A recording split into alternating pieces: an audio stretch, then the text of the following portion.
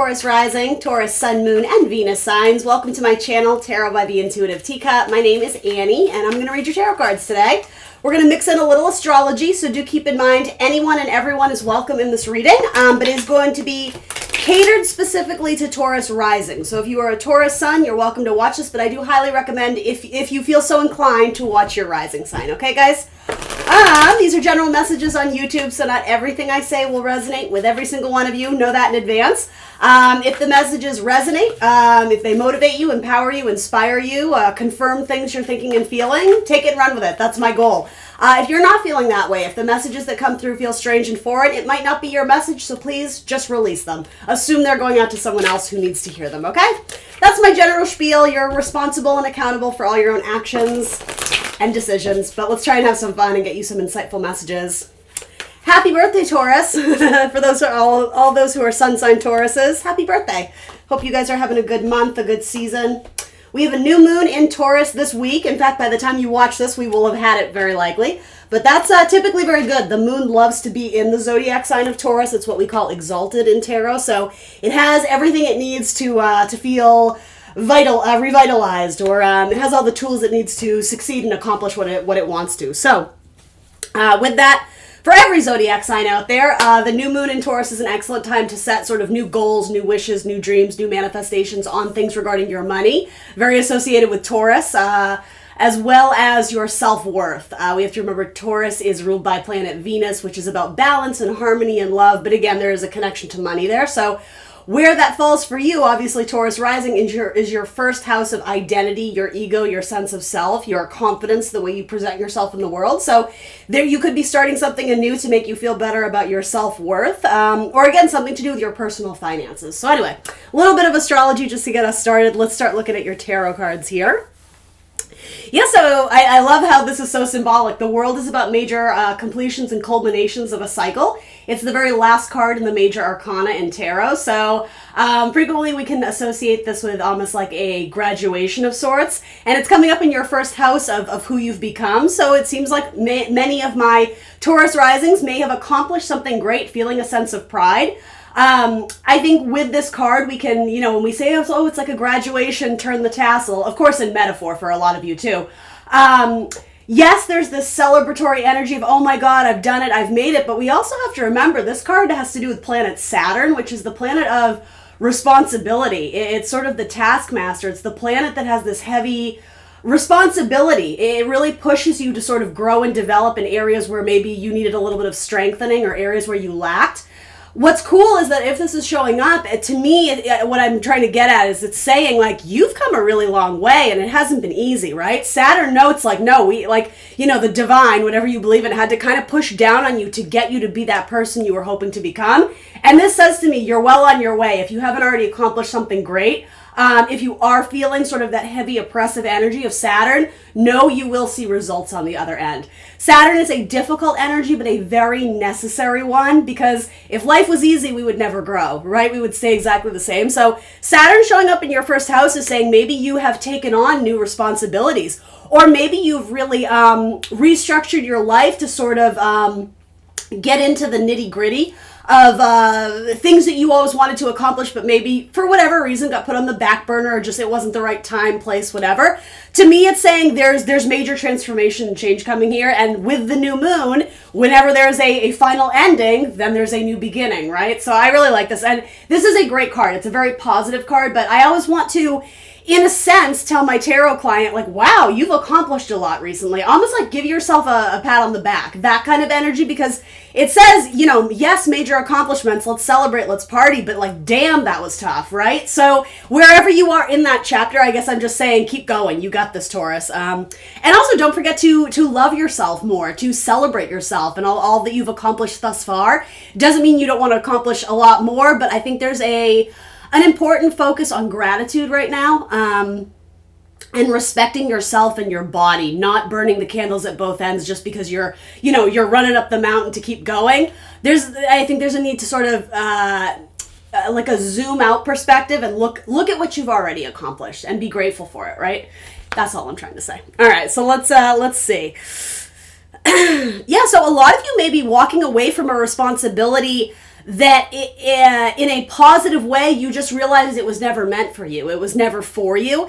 I think it more has to do with the responsibility of a role you were upholding. Now, maybe it's a role at a company or a business. For others of you, it's definitely the role in a family or a friendship dynamic. And I hope you understand what I mean when I say the role you're playing, the character you feel you've been casted as. You know, you're the sympathetic best friend. You're the shoulder that everybody cries on. You're the parent to your parents who act like children. Do you, like, there's some sort of role that it felt like you were burdened with, and I think to a certain extent you stepped up and took on that responsibility for a certain period of time, but you've graduated from it. I think a lot of my Tauruses are starting to draw healthier boundary lines of that's them and this is me, and I can no longer be that person for them in that capacity or as much as I used to. And I mean, let's use this beautiful metaphor of graduation. Maybe you've raised a child and now they're finally, out of the house, and you're no longer that, the mom or the dad, like, did you do this? Did you do your homework? But maybe there's a beautiful release of responsibility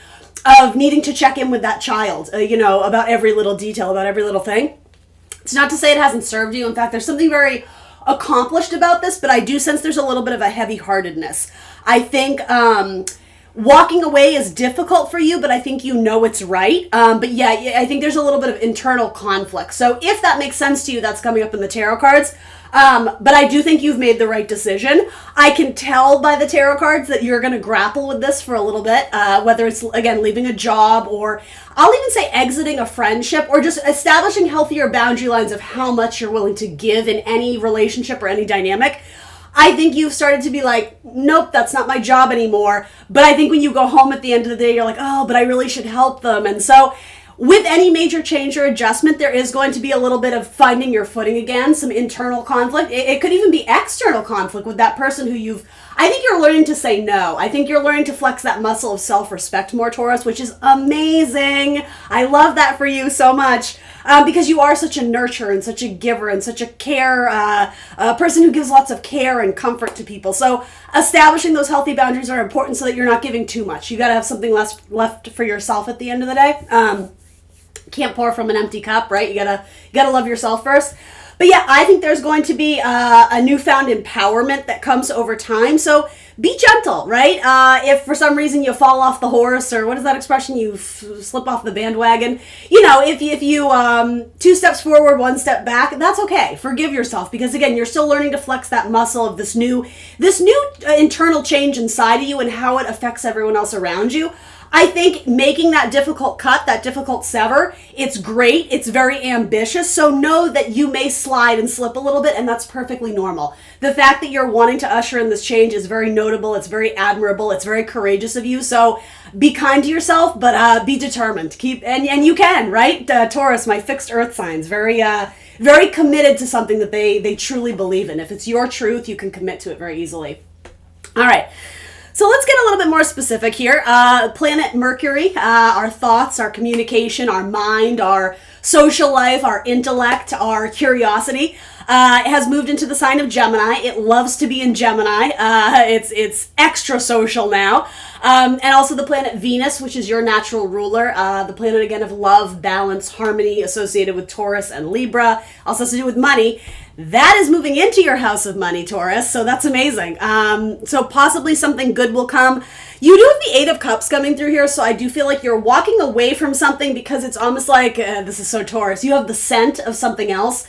It's like, in metaphor, of course, it's like you can smell it. You know there's something else out there for you, and you're trying to get a pulse on what it is. I just see you grappling with this decision to walk away from something. For a lot of you, it could be a financial investment. It could be a collaboration with a fire sign, an Aries, Leo, Sag. It could be a job. Again, it could even be a family dynamic in which one person was financially reliant on another, whether it's your sister, your mother, your son, whoever. Money is traveling through that second house, though, which I really like. And let's see, it is going eventually to make a nice little aspect with Saturn. So it's funny that we talked a lot about Saturn already. Again, it forces you to step up to the plate and take on some responsibility and ownership, but it's this beautiful opportunity to grow outside your comfort zone.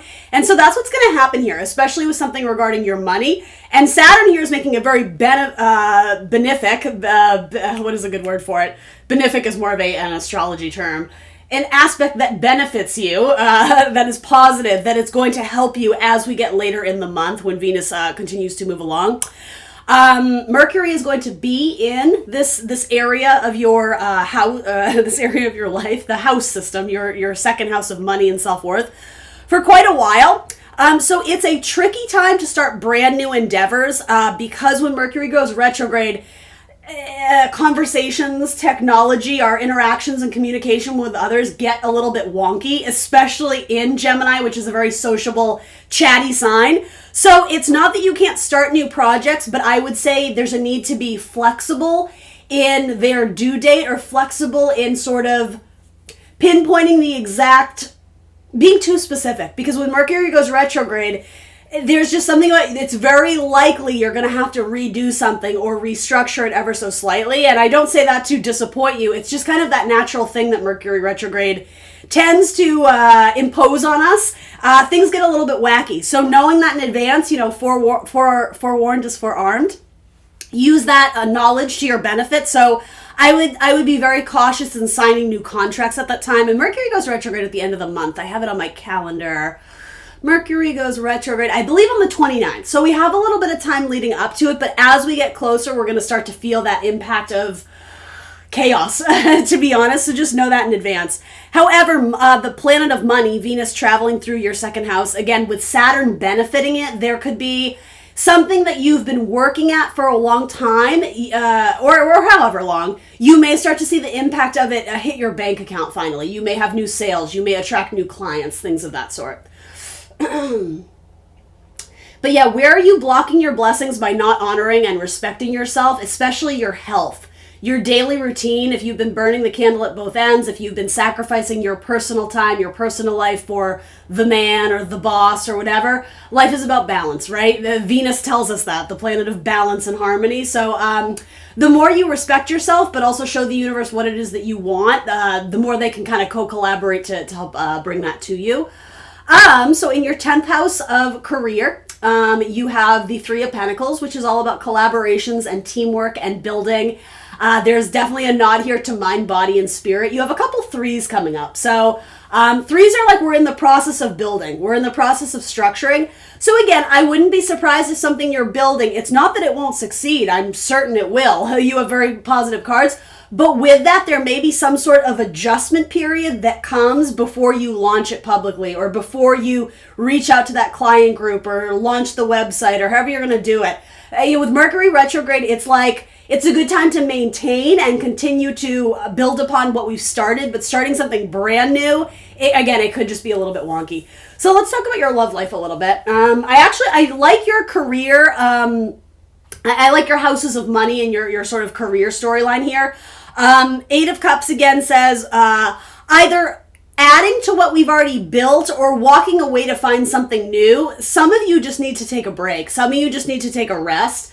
And you also really need to honor your body. If you have been overindulging in any kind of sort of, food, alcohol, drugs, whatever, I think there's a more of a focus right now to take care of your health with Three of Swords coming up. It's not a terrible card. It just says something might be off kilter or out of whack, so we really have to make sure that that's a priority because, you can't pour from an empty cup, but more like your body is your temple. So if your temple's wonky, then anything you output from that source, right, it's going to be a little bit wonky. So make sure your health is a key priority in the coming weeks.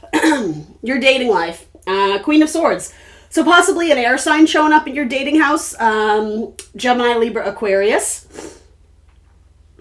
There's something sort of intimidating about this person. She doesn't mince words. He or she. It could easily be a he as well. For a lot of you, though, it seems like a female air sign is coming up. So it might even be the cross watchers, watching this if you're an air sign. You, especially my Taurus risings, you are very generous in relationships. You tend to put others' needs before you. So again, just word to the wise, make sure that you are on an even playing field, or you desire the same things as this person, because this person could possibly be a little bit controlling. She's not super warm and fuzzy, but let me get some more from it. That might just be an exterior appearance, though, as well. That may be sort of her, his or her, almost like armor to protect themselves, because it's very possible this person has a very mushy heart on the inside, but they come off a little bit standoffish or something like that. So I don't know if this is someone you're crushing on or someone who's crushing on you, Taurus.